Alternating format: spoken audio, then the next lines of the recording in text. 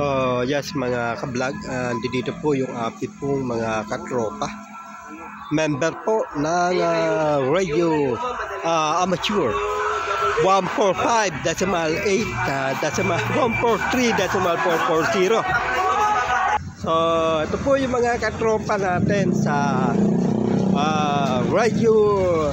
Ano ba radyo tayo? Amateur? Sa amateur na. Ayan po, ayan yung mga kasama namin. Ayan po yung promotor namin. Sa Tagumpay. Ayan. Sa Tagumpay.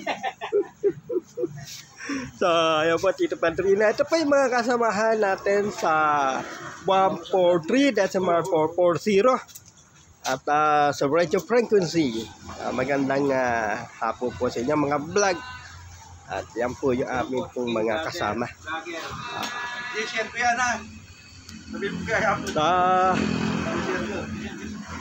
So, ipapaliwanag po sa atin ang ating promotor.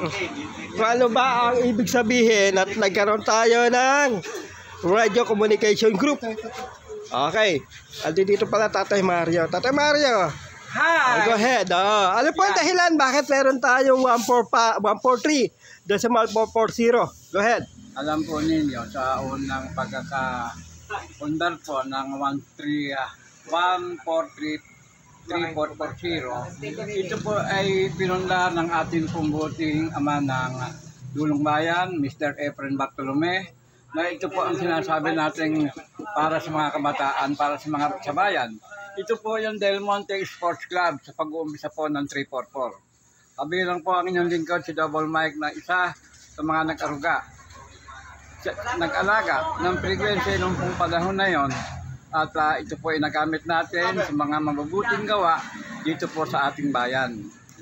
Ang nasabi pong mabuting gawa, ito po ay sa pangunguna po ng Efren Bartolome, ito po ay nakagawa po ng kabutihan sa mga kabataan. Ang pagpapalaro, katulad po ng marathon, katulad po ng karera ng bisikleta, at katulad po ng mga pagtatraffic sa panahon po ng ginaganap na mahal na araw dyan po sa Grotto Vista. Ito po ay nabuhay sa panahon po ng Mr. Efren Bartolome ng Barangay Dulong Bayan, na tinatawag po namin President 101.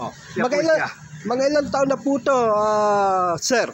Naitayo ang himpilang 143.440. Sa panahon po ngayon, hindi ko na po masabi kung ilang pong dekada na ang nakaraan. Ito po ay siguro nung panahon namin na yun, umabot po siguro ito ng 10 taon. At yan po, meron po tayong mga natulungan yan. Natulungan po ng grupo na siguro po mga abogado at abogasya na po ang mga nag-aral dito na tinulungan po ng grupo.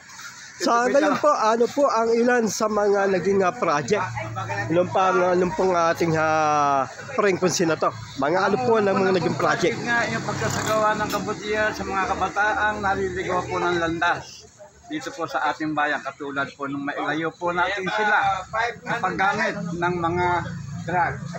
Yan. Yan po yung unang-una na ginampanan po ng ating ama ng bayan, Barangay Dulong Bayan, Mr. Efren Bartolome.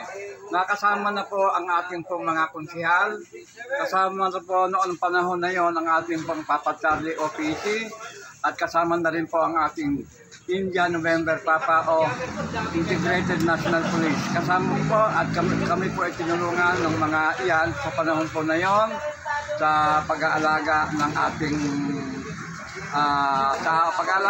ating bayan para doon sa mga masasamang elemento.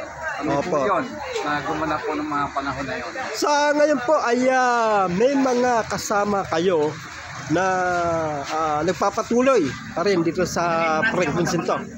As of now, negative po tayo ngayon kasi po ito po ay pansamanang natigil noong panahon na yon nang kumulang po sa 2 o 3 taon.